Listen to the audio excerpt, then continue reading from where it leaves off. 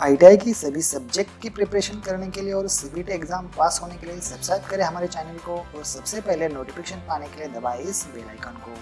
नमस्कार दोस्तों, स्वागत है आपका आईटीआई गुरु चैनल पर। दोस्तों हम यहाँ पर आज देखने वाले हैं जो कि हमारा सबसे महत्वपूर्ण टॉपिक है। यहाँ पर हम देखने वाले हैं जो कि आईटीआई में जिस सारी चीज़ें आती है वो सारी चीज़ें हम यहाँ पर क्लियर आज डिस्कस करने वाले हैं। तो दोस्तों सबसे पहले हम क्या करेंगे, फिटर का यहाँ पर देखिए अगस्त 2016 सेमेस्टर 4 मतलब कि ये सेकंड ईयर के लास्ट सेमेस्टर का पेपर था जो कि बोर्ड में आया था। ठीक है, तो इसके हम क्या करेंगे, इसके आंसर्स हम यहाँ पर आपकी प्रिपरेशन करवाएंगे। तो पूरे इसमें हम देखेंगे कि पूरे 50 क्वेश्चन आपको हम प्रिपेयर करेंगे। तो देखिए पहले नेगेटिव मार्किंग था लेकिन अब कोई नेगेटिव मार्किंग नहीं, और पहले जो पेपर था आपका वो 150 मार्क का था। ठीक है, तो यहाँ पर आप देख सकते हैं अभी 100 मार्क का हुआ है तो आपको क्वेश्चन 50 आने वाले थे, लेकिन अब ऑनलाइन में क्या होगा कि आपके क्वेश्चंस फिर 40 हो गए। ठीक है, तो हम यहाँ पर देखेंगे। तो चलिए दोस्तों देखेंगे attempt all questions, online question है, आपको प्रिपरेशन पूरी करनी है। यही क्वेश्चन अगर एग्जाम में आते हैं तो आपकी प्रिपरेशन पूरी की पूरी होनी चाहिए। तो दोस्तों सबसे पहले यहाँ पर देखेंगे the following is machined by, machined dry देखा है। ठीक है, मतलब कि आगे पूछा गया कि the following is machined dry मतलब कि कौन सा है क्वेश्चन। फर्स्ट का सही आंसर यहाँ पर बी है, मशीन ड्राई होता है। ठीक है, उसके बाद हम सेकंड देखेंगे the following device is used to determine the mix ratio of water soluble coolant मतलब कि वाटर सोल्यूबल कूलेंट यहाँ पर कौन सा तैयार होता है। तो दो का सही आंसर यहाँ पर सी रिफ्रैक्टमीटर होता है। और यहाँ पर हम तीसरा क्वेश्चन देखेंगे। ठीक है, the used of metal working fluids मतलब क्वेश्चन 3 का सही आंसर यहाँ पर D increase the tool life, produce better surface finish, prevent rise in temperature, all of this मतलब कि मेटल वर्किंग में फ्लूइड का काम क्या होता है, ये सभी काम इसमें आ जाते हैं। ठीक है, उसके साथ क्वेश्चन नंबर 4 देखेंगे the main constitute of mineral oil is are मतलब क्वेश्चन 4 का जो सही आंसर है यहाँ पर, जो कि इसका सही आंसर आ जाता है यहाँ पर क्वेश्चन नंबर 4 का डी आंसर है, मतलब कि पैराफिन भी आ जाता है मिनरल ऑयल में, नेप्थेनिक भी आता है और एरोमेटिक भी आ जाता है। तो आगे देखेंगे हम क्वेश्चन 5। ठीक है, तो यहाँ पर क्वेश्चन 5 का नाम क्वेश्चन देखेंगे the following is used in heat treatment में process as a quenching medium for the obtaining a higher degree of hardness. इनमें से किसी को यूज किया जाता है higher degree of hardness heat treatment में लाने के लिए। तो क्वेश्चन नंबर 5 का सही आंसर यहाँ पर बी फैटी एसिड को यूज किया जाता है। दोस्तों कौन सा एसिड को, फैटी एसिड को यूज किया जाता है। उसके बाद हम देखेंगे आपका यहाँ पर देखिए क्वेश्चन 5, क्वेश्चन 6 देखेंगे हम यहाँ पर which of the following is added to cutting fluid so that soapy film is produced between the workpiece and tool and chips and tool face। अब यहाँ पर देख सकते क्वेश्चन नंबर 6 जो कि आता है इसका सही आंसर है बोथ ए एंड बी। पहला देखिए सल्फर, बी क्लोरीन, लेकिन यहाँ पर देखिए which of the following is added to the cutting fluid so that the soapy film is produced between the workpiece and tool and chip to tool face मतलब कि ये सोपी हो जाता है, इसका भांग बन जाता है, तो ये क्या होता है झाग बन जाता है, तो इसका ये आसानी से चिप और कटिंग ऊपर नहीं उड़ते, तो इसमें सल्फर और क्लोरीन का यूज किया जाता है। क्वेश्चन नंबर 6 हो गया। तो यहाँ पर हम देखेंगे क्वेश्चन नंबर 7। ठीक है, तो क्वेश्चन नंबर 7 में देखिए soluble oil is used as cutting fluid. Soluble oil कौन सा है जो कि कटिंग में यूज किया जाता है। क्वेश्चन नंबर 7 का सही आंसर यहाँ पर डी ऑल ऑफ दिस सभी यूज किए जाते हैं। रिमिंग, ड्रिलिंग, सोल्यूबल ऑयल सब कहाँ पर यूज किया जाता है, सॉइलिंग भी कर दिया जाता है, ड्रिलिंग और बोरिंग में किया जाता है, रोमिंग में रिमिंग में भी कर दिया जाता है, और इसका आंसर है सही ऊपर के सभी। क्वेश्चन नंबर 8 देखिए usually no cutting oil is used in, cutting oil किसमें यूज नहीं किया जाता है। तो आप देखिए broaching, planing and shaping, thread rolling, D honing. तो क्वेश्चन नंबर 8 का सही आंसर है यहाँ पर बी प्लानिंग और शेपिंग में यूज नहीं किया जाता। और आगे देखेंगे हम 9वां क्वेश्चन यहाँ पर, ये देखिए choose the name of the bolt, ये कौन सा बोल्ट है ये आपको पहचानना है। ठीक है, तो मैं आपके ऊपर क्वेश्चन छोड़ देता हूं, आप कमेंट करके बता दीजिए कि इसका नाम क्या है। तो क्वेश्चन नंबर 9 का आंसर आपको बता देना। ठीक है, आपको पता चल जाएगा इसके ऊपर ही इसका नाम पड़ा है। ठीक है, तो क्वेश्चन नंबर 10 हम यहाँ पर देखेंगे। क्वेश्चन नंबर 10 दिखाई दे रहा है आपको सही से। ठीक है, यहाँ पर देख लीजिए are used to separate the tramp oil sump oil from coolant. अब देखिए क्वेश्चन नंबर में magnetic separator, skimmers, rotating spindles और डी है all of the above. Question number 10 का सही आंसर यहाँ पर बी स्कीमर का यहाँ पर यूज किया जाता है। किस लिए, skimmers are used to separate the tramp oil from coolant, coolant से आपको ट्रैम्प ऑयल निकालने के लिए स्कीमर का यूज किया जाता है। तो ये रहे हमारे कितने क्वेश्चन हुए यहाँ पर, 10 क्वेश्चन हो गए। तो आगे देखेंगे हम यहाँ पर आपके जो आते हैं 11वां क्वेश्चन। तो ठीक है, तो आप यहाँ पर देख सकते हैं question number 11, which of the following parameters influence the axial feed rate in the centreless grinding. Grinding में which of the following parameters, कौन से पैरामीटर यूज किए जाते हैं ग्राइंडिंग में।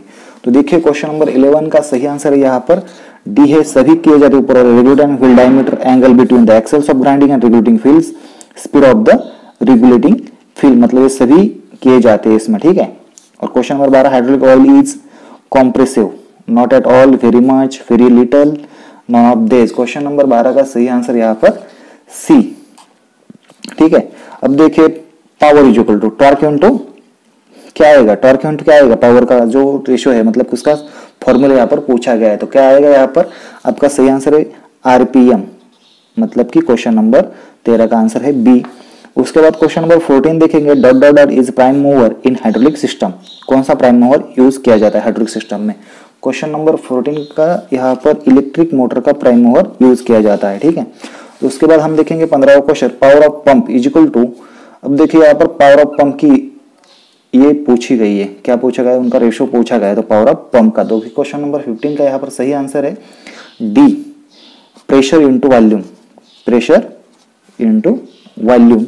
क्वेश्चन नंबर 16 देखिए 1 HP इज इक्वल टू कितना आता है, 1 HP इज इक्वल टू मेरे हिसाब से 746 है 16 नंबर का, ये आंसर है, आपको रट लेना, ठीक है। उसके बाद 17 देखिए, which flat belt drive system has two pulley mounted on driven shaft and done pulley on driven shaft. आपको पता होना चाहिए क्वेश्चन क्या है, which flat belt drive system has two pulleys, एक बेल्ट के लिए 2 पुलीज माउंटेड की है, तो on driven shaft and 1 pulley in driving shaft, मतलब एक पुली आपको खींच रही है उस बेल्ट को और एक पुली सिंपल मतलब चल रही है, तो ये किस में आ जाता है, ठीक है। तो क्वेश्चन नंबर 17 का सही आंसर है C, fast and loose pulley drive. देखिए question number 18, which of the following statement are false for belt drive. अब देखिए इसमें से गलत स्टेटमेंट कौन सा है, ठीक है। तो आपको यहाँ पर ये ऑप्शंस दिए गए, ठीक है, ए बी और ऊपर दिए गए इधर सी डी, ठीक है। तो आपको मैं बताऊंगा पहले, तो यहाँ पर देख लीजिए। पहला, belt drive is used in application having constant speed drive, मतलब कि एक स्थिर स्पीड के लिए इसका यूज किया जाता है।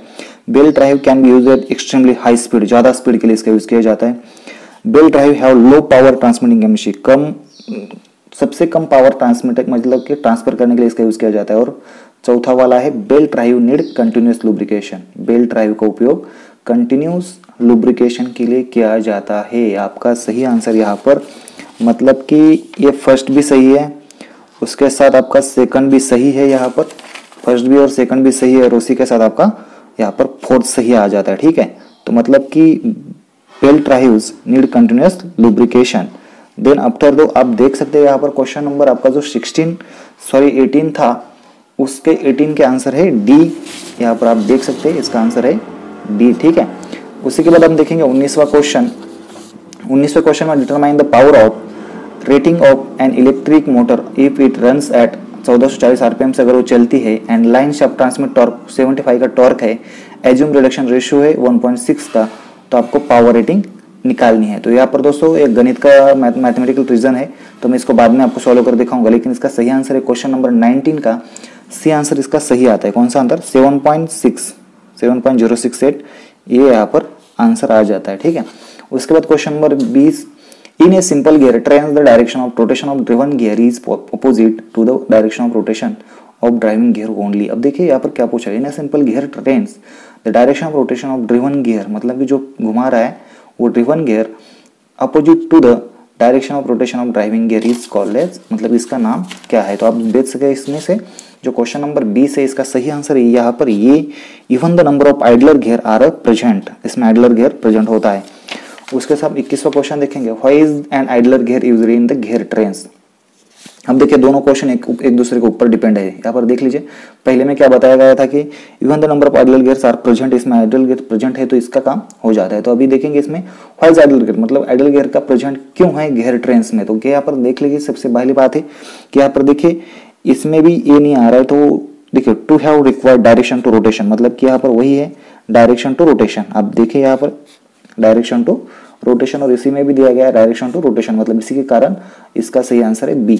22वां देखेंगे, डिटरमाइन टॉर्क की। आपको यहाँ पर भी गणित का क्वेश्चन सॉल्व आया है, तो कभी कभी आते कभी कभी नहीं आते, तो क्वेश्चन 12 का यहाँ पर सही आंसर है बी, यहाँ पर 5 आ जाता है। ठीक है, आपको रट लेना अगर आई ऐसे क्वेश्चन आएगा तो। Question number 23, which of the following statement is are true for gear drive. अब देखिए गियर ड्राइव के लिए और एक क्वेश्चन पूछा गया है, they can be used for long centre distance, मतलब कि ज्यादा दूर हो गए तब इसका यूज किया जाता है। गियर ड्राइव बेल ड्राइव नहीं है। They are used to transmit power between non intersecting and parallel shafts, ये भी सही हो सकता है। They can not be used for high reduction ratios. अब देखिए देखने वाली बात है यहाँ पर, ये सही आंसर है। ठीक है, बी आंसर है सही। देखें question number 14, which gears are used to connect to intersecting shaft, मतलब कि दो अलग अलग शाफ्ट को, अगर दो अलग अलग शाफ्ट है तो इनको कनेक्ट कैसे कर जाते हैं। तो मतलब देखे विच गियर्स आर, तो यहाँ पर सबसे देखे क्रॉस हेलिकल गियर भी यूज नहीं किया जाता, वॉर्म एंड वॉर्म व्हील भी अलग होता है, लेकिन यहाँ पर बिवल गियर का यूज किया जाता है। मतलब कि कनेक्ट टू इंटरसेक्टिंग शाफ्ट, मतलब कि दो शाफ्ट एक दूसरे को छेद के जा रहे, तो इंटरसेक्ट कर रहे, तो इसको लिए ये आ जाता है। ठीक, क्वेश्चन नंबर 24 यहाँ पर हमारा हो चुका है। अब हम देखेंगे यहाँ पर 25 का क्वेश्चन। तो सबसे पहले अब देखें 25 में क्या बताया, what is the meant by gear ratio. Gear ratio किसके ऊपर डिपेंडेंट है, तो पहले सबसे पहले बात तो यहाँ पर है the speed of the ratio of pinion speed and gear speed, the ratio of number of tips and pinion and number of tips on gear. ये मतलब ये दोनों के ऊपर डिपेंड है भाई, गियर का रेशियो किसके ऊपर डिपेंड है, दोनों के ऊपर डिपेंड। तो इसका सही आंसर है बोथ ए एंड सी। ठीक है, तो इसका सही आंसर है सी। 26वां क्वेश्चन देखिए, what is the function of hydraulic motor. Hydraulic motor का फंक्शन क्या काम करते हैं भाई। अब हाइड्रोलिक मोटर काम क्या करेगी भाई, हाइड्रोलिक मोटर सबसे पहले क्या करेगी, हाइड्रोलिक का काम है ऑयल को प्रेस करना। देखिए hydraulic motor convert hydraulic oil under pressure into torque and angular displacement, सही है ये भी। Hydraulic motor convert hydraulic oil under pressure into force and linear displacement, ये भी हो सकता है। देखिए hydraulic motor convert hydraulic energy into mechanical energy, ये भी हो सकता है। Hydraulic motor convert mechanical energy into hydraulic motor convert mechanical energy into hydraulic energy, ये मुझे नहीं लग रहा, लेकिन हम देखेंगे क्वेश्चन नंबर 26 का सही आंसर यहाँ पर बी 1 एंड 3, मतलब ये भी सही है और ये भी सही है। ठीक है, हाइड्रोलिक एनर्जी मैकेनिकल एनर्जी में कन्वर्ट कर सकती है, और यहाँ पर देखिए hydraulic motor convert hydraulic linear angular displacement कर जाती है। तो question number b, question number 26 का बी आंसर सही है। उसके बाद हम 27 नंबर का क्वेश्चन देखेंगे, calculate the area of pipe if flow rate is 20 litre पर minute and flow velocity is 5। ये भी गणित का क्वेश्चन यहाँ पर आया। तीसरे 3 क्वेश्चन यहाँ तक आप तक आ चुके हैं, तो अगले एपिसोड में अगले वीडियो में मैं आपको इसका कैलकुलेशन करके बता दूंगा। ये सिंपल से फॉर्मूले के ऊपर गणित छुड़ाए जाते हैं, मतलब इसको सॉल्व कर दिया जाता है। क्वेश्चन नंबर 27 का सही आंसर यहाँ पर ये 66.66 सेंटीमीटर पर स्क्वायर। ठीक है, अब देखेंगे 28 number, what this hydraulic symbol means. इस सिंबल का मीनिंग क्या है भाई। देखो मोटर यूनिडायरेक्शनल है, मोटर बाई डायरेक्शनल है, पंप यूनिडायरेक्शनल है, पंप इनडायरेक्शनल है। तो सबसे पहले 28 नंबर का जो क्वेश्चन आता है, तो उसका सही आंसर यहाँ पर मोटर यूनिडायरेक्शनल है। क्या है, एक ही डायरेक्शन में मोटर जा रही है, मतलब बाई डायरेक्शन मतलब 2 डायरेक्शन हो सकते हैं। ठीक है, अब देखिए 29 नंबर का, in soldering the melting point of filter metal is. Filter metal का बॉइलिंग पॉइंट कितना है। अब देखने वाली बात है, फिल्टर पॉइंट का बॉइलिंग पॉइंट तो बिलो 420 डिग्री से नीचे ही होना चाहिए, इससे आगे हुआ तो ये फिल्टर पिघल जाएगा। उसके बाद क्वेश्चन नंबर 13 यहाँ पर हम देखने वाले, composition of electrician shoulder is. The composition of electrical shoulder is question number 13 का यहाँ पर सही आंसर है।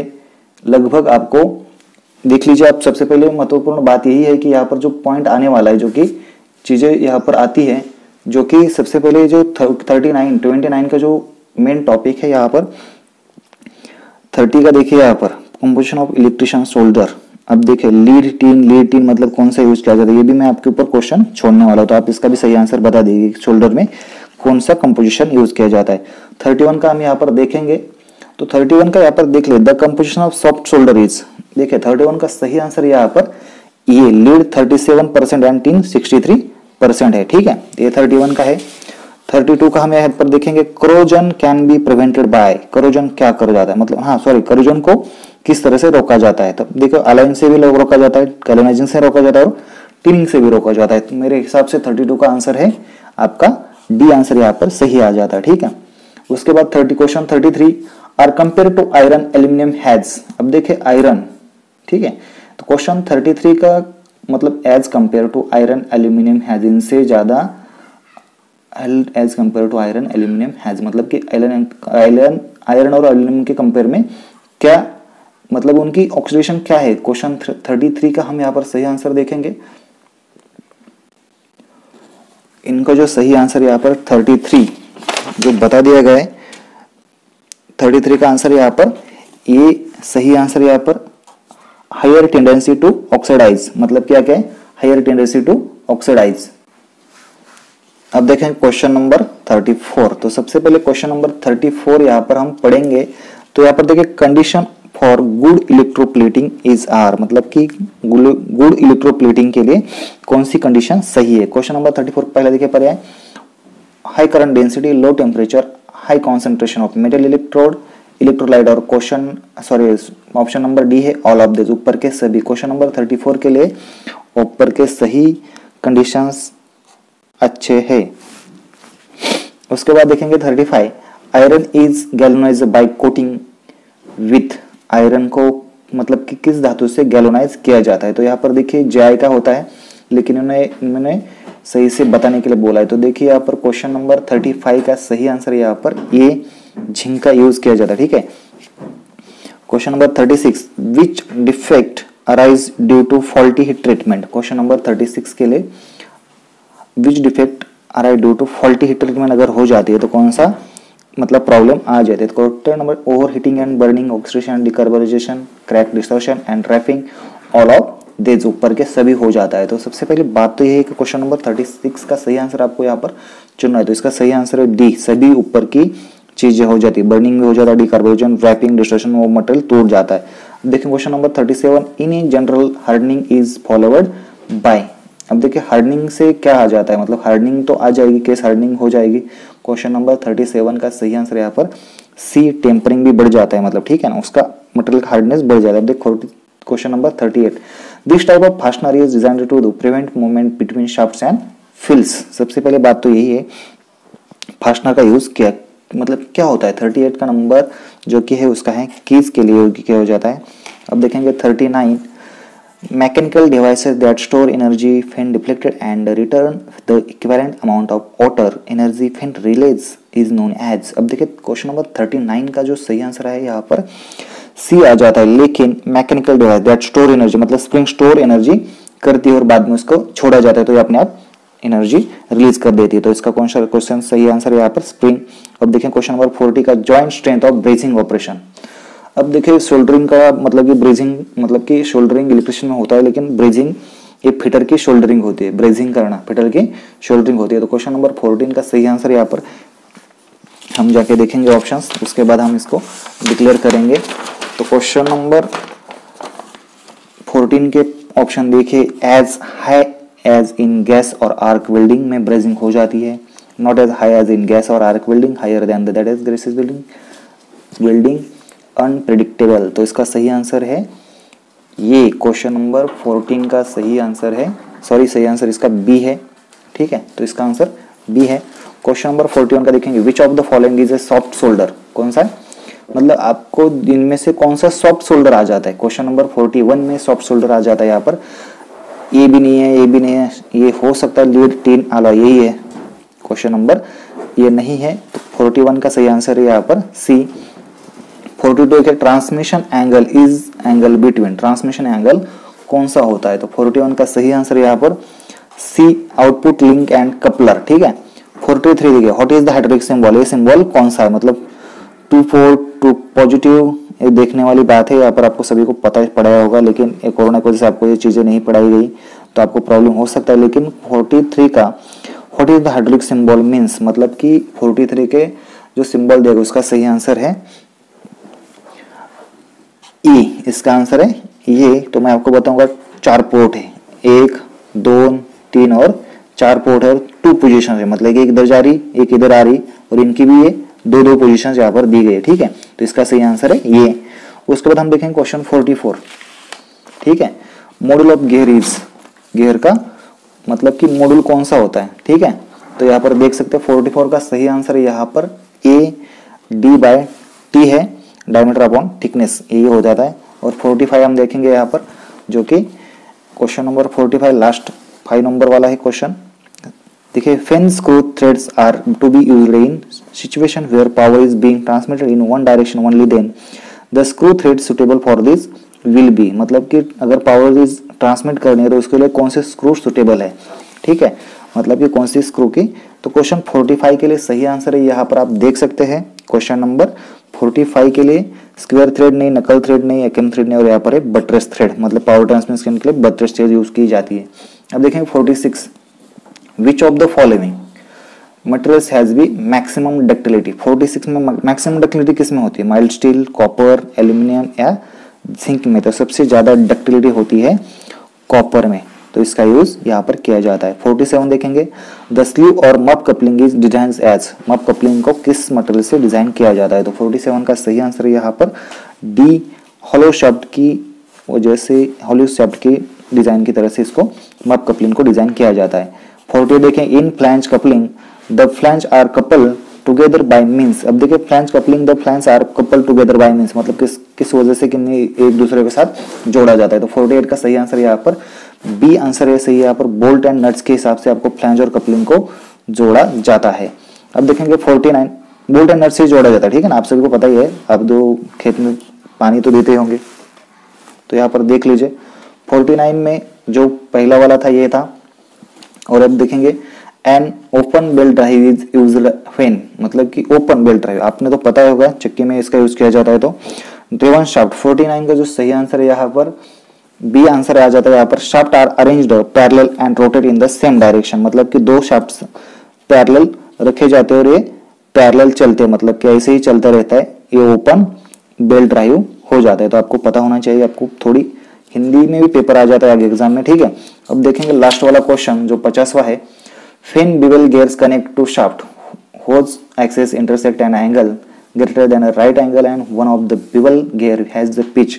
अब देखिए इन्होंने पूछा क्या गया, ये सबसे पहली बात है कि आपको क्वेश्चन में पता करना है कि पूछा क्या गया, आपको आंसर से भी पता चल जाएगा और क्वेश्चन से पता चल जाएगा, ठीक है। When बिवल gear connect two shaft, एक बिवल गियर दो कनेक्ट शाफ्ट से जोड़ा जाता है। होज एक्सेस इंटरसेक्ट एन एंगल, मतलब उसमें से एक एंगल आपको इंटरसेक्ट करके जा रहा है, मतलब कि उसको छेद के जा रहा है, भाग के जा रहा है। तो अब देखिए बीच में से then right angle and one of the bevel gear is a pitch angle 90 degree, then they are known as, मतलब कौन सा एंगल हो जाता है। तो सबसे पहले 50वां आंसर है इसका। देखिए इंटरनल बेवल एंगल तो नहीं होगा, एंगुलर भी नहीं होगा। अब देखिए यहाँ पर क्राउन बेवल एंगल हो सकता है, कौन सा, क्राउन बेवल गियर्स का एंगल यहाँ पर बन जाता है। तो दोस्तों ये थे 50 क्वेश्चन। अगर आपको 50 क्वेश्चन सही में समझ आ गए हैं तो प्लीज हमारे चैनल को सब्सक्राइब कीजिए, लाइक कीजिए, शेयर कीजिए। Thanks for watching, bye.